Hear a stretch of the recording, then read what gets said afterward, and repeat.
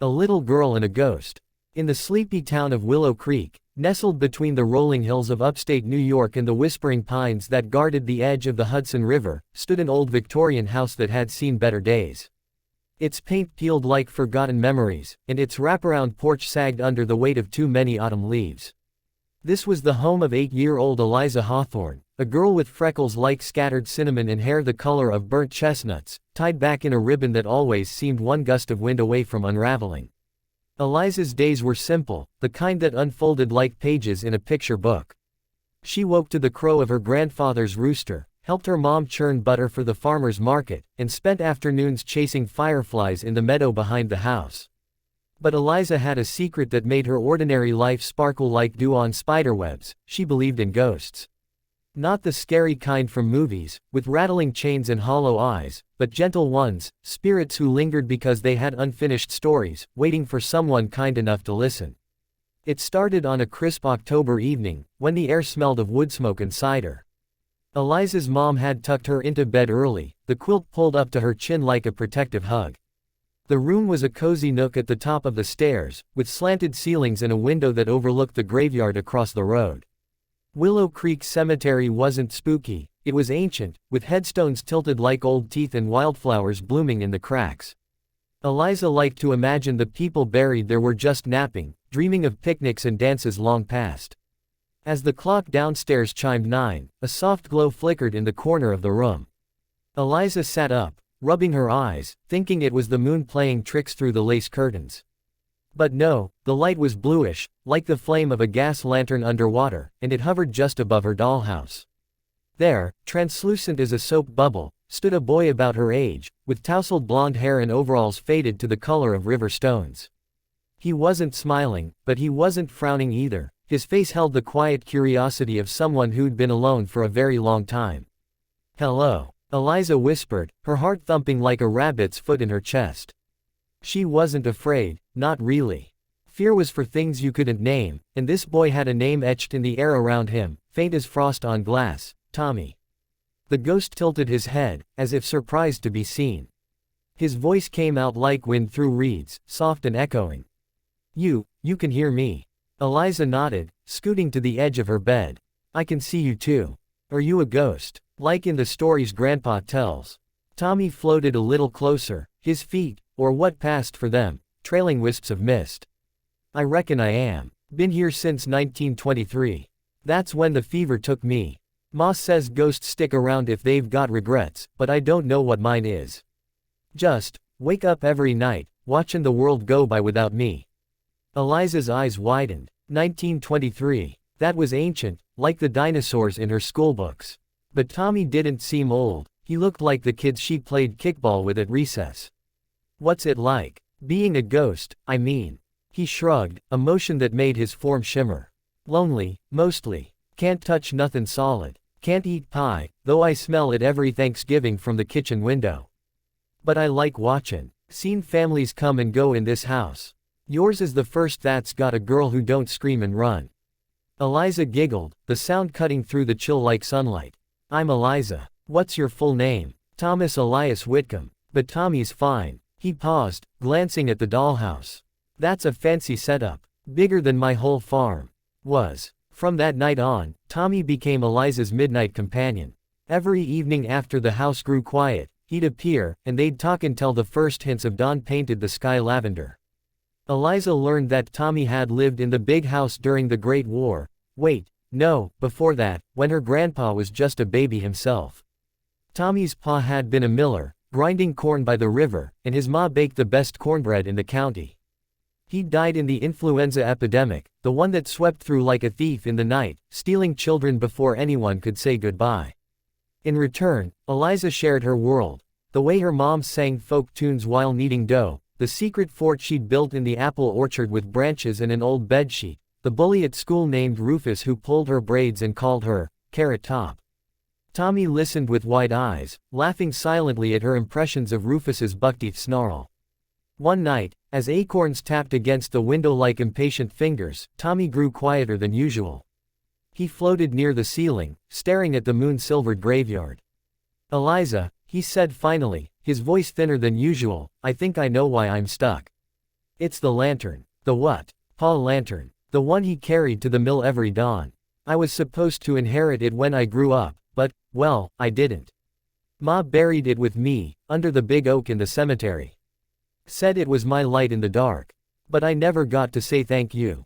Or carry it myself. Eliza hugged her knees, the quilt bunching under her elbows. So, if we get the lantern, you can move on. Like, to ghost heaven or wherever. Tommy nodded, his form flickering like a candle in a draft.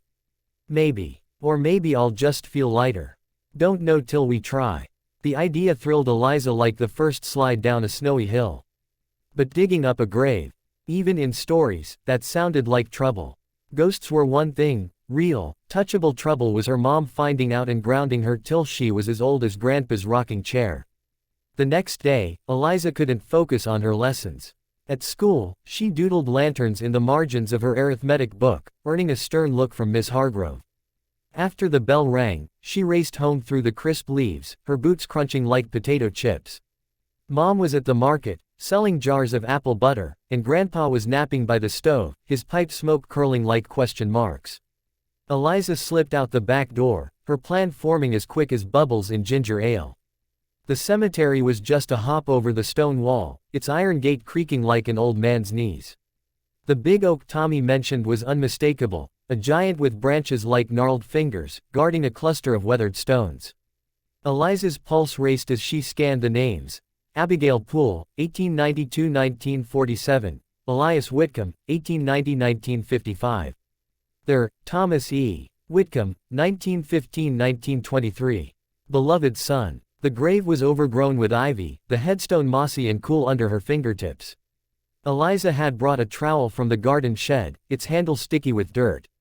She glanced around, no one, just crows cawing judgments from the fence posts. Kneeling, she started digging, the earth soft from recent rains. Clods flew like confetti, and soon her nails were black crescents. Deeper, deeper. Sweat beaded on her forehead despite the chill. Then, clink. The trowel hit something hard. Eliza's breath caught as she brushed away the soil. There it was, a tarnished brass lantern, its glass panes etched with age, a faint patina of green where the handle met the base. It wasn't big, no larger than a loaf of bread, but it felt heavy with stories. She lifted it carefully, as if it might shatter like spun sugar. Holding it to the light, she saw etchings inside, initials, maybe TEW, and a tiny horse carved on the side. Tommy's pa must have made it special. Eliza's chest tightened. She imagined a boy like Tommy, waving goodbye to his dad at dawn, the lantern swinging like a promise. That night, Tommy appeared brighter than ever, his glow chasing shadows from the corners. You did it, he breathed, reaching out as if to touch the lantern on her nightstand. His fingers passed through, but the air hummed, like a tuning fork struck just right. I did, Eliza said proudly, polishing a smudge with her sleeve. It was under there, just like you said. Smells like oil and old leather. Tommy closed his eyes, and for a moment, the room filled with whispers, not words, but echoes. Laughter, a woman's hum, the creak of wagon wheels. I hear 'em, he murmured. Ma and Pa. They're happy. Eliza beamed, but a pang twisted in her gut. Happy meant goodbye. What now? Do you light it? He nodded. Reckon so. But Eliza, thanks. For seein' me. Most folks walk right through. She struck a match, borrowed from Grandpa's tinderbox, and touched it to the wick. The flame caught, small and steady, casting golden flickers across the walls. Tommy leaned in, his form blending with the light, and then, poof. Like dandelion seeds in a breeze, he unraveled, threads of blue mist spiraling upward, toward the ceiling, then gone. The lantern burned on, warm and ordinary now. Eliza sat there till it guttered out, tears tracing salty paths down her cheeks. The room felt emptier, the night quieter. But as she snuggled under the quilt, a peace settled over her, like the first snow blanketing the world soft. Word of Eliza's adventure spread in whispers, of course. The next morning, she polished the lantern and showed it to Grandpa over oatmeal. His eyes misted behind his spectacles. Thomas Whitcomb's light. Land sakes, child, that's a relic. His folks were neighbors once. Fine people. Mom, overhearing, clucked her tongue but hugged Eliza tight. No more grave digging, young lady. Ghosts or no, that's mischief. But Eliza knew better. Tommy wasn't mischief, he was a friend, brief as a shooting star but bright enough to remember forever. Weeks turned to months, and winter wrapped Willow Creek in a feather quilt of snow. Eliza hung the lantern in her window, a beacon for any lost souls wandering the drifts. She wrote stories about Tommy in her journal, tales of mill adventures and cornbread feasts, reading them aloud on windy nights, hoping the words carried on the breeze. Spring brought green shoots and robin's songs, and with it, a new mystery. One evening, as Eliza sketched in the orchard fort, a different glow appeared, not blue, but silvery, like moonlight on milk. It coalesced into a girl, no older than Eliza, with braids like twisted vines and a pinafore stiff with starch. "Hi," the ghost said shyly, her voice like chiming bells. "I'm Clara. From 1862. Saw your light shinin'. Mind if I stay a bit?" Eliza's heart leapt. Another friend. She grinned, patting the blanket beside her. "Plenty of room. Tell me your story." And so it began again, the girl and the ghosts, weaving threads of the past into the fabric of now. Eliza learned of Clara's life during the war, hiding letters in tree hollows for soldiers, dreaming of a world without cannon's roar. They played imaginary games, Clara teaching Eliza old skipping rhymes, Eliza showing her how to fold paper cranes that flew on the wind. But Clara had her own unfinished knot, a locket, lost in the river during a flood, holding a lock of her brother's hair. "He went off to fight," Clara explained, her form dimming like a cloud over the sun. "Never came back. I kept his hair to remember. If I find it, maybe I can tell him I'm sorry for the fight we had, over nothin', really, just a shared apple." Eliza didn't hesitate. The river was swollen with spring melt, but she was braver now, Tommy's lantern her talisman. She borrowed a sieve from the kitchen, told Mom she was hunting treasures for a school project, and trudged to the banks where willows wept into the current.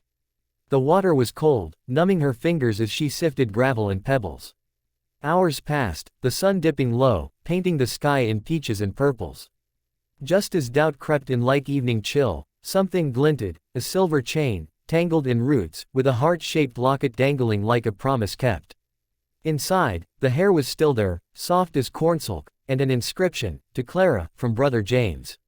Forever brave." That night, under a canopy of stars, Eliza lit the lantern again.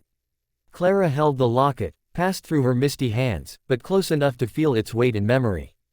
"Thank you," she whispered, and with a swirl of silver, she joined the wind, free. Summer hummed in on cicada wings, and Eliza's reputation grew. Word spread through Willow Creek like dandelion fluff, the girl who talked to spirits, who mended their loose ends with a trowel and a kind ear. Neighbors knocked with tales, old Mr. Jenkins swearing his attic rattled with his late wife's cough, Widow Larson hearing fiddle tunes from her empty parlor. Eliza helped where she could, the lantern her faithful guide. For Mr. Jenkins, it was a half-finished quilt in the attic, stitched with love letters in the hems. For Widow Larson, a violin bow snapped in haste, now restrung with catgut from the general store. Each ghost brought a piece of history alive. The blacksmith who forged horseshoes for Civil War mounts, the schoolmarm who taught freed slaves under moonlight, the fisherman whose net held more than trout, a message in a bottle from a sweetheart across the sea. But not all endings were tidy. One stormy July night, thunder rumbling like an old man's grumble, a grizzled ghost appeared, Captain Harrow, from the Revolutionary days, his tricorn hat askew, epaulets frayed as his temper. "Which girl?" he bellowed, his form crackling like lightning. "You've meddled enough. Spirits ain't toys for your games." Eliza shrank back, the lantern's flame dancing wild. Captain Harrow had died in a skirmish nearby, betrayed by a comrade, his saber lost in the mud. His regret, unforgiveness, a grudge that chained him tighter than iron. I'm not playing," Eliza stammered, clutching the lantern. "I just want to help. Like Tommy. Like Clara." The captain's eyes, storm gray, narrowed. "Help. Bah. The living forget. They build over bones, pave paradise with progress." Rain lashed the window as Eliza thought fast. "Then tell me your story. All of it. I'll write it down, make sure no one forgets." Reluctantly, he did. Tales of redcoats marching through the pines, of hidden powder kegs in church basements, of a love letter burned to ash in a moment of rage. Dawn broke with the saber unearthed from a developer's ditch, rusted, but whole. And when Eliza read his story aloud at the town library's story hour, Captain Harrow listened, unseen, his form softening. Perhaps, memory is forgiveness enough. With a salute crisp as autumn air, he faded, leaving the scent of gunpowder and pine. By fall, Eliza's journal brimmed, a tome of whispers and wonders.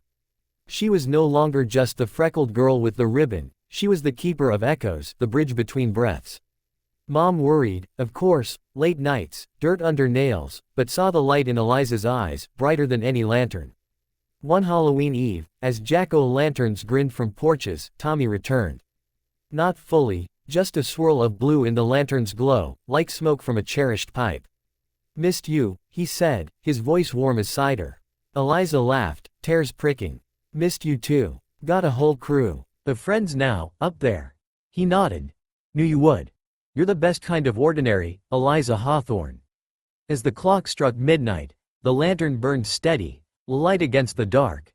And in Willow Creek, where hills cradled secrets and rivers sang of the gone, a little girl dreamed, not of ghosts, but of the stories they'd leave behind, etched forever in the hearts of the living.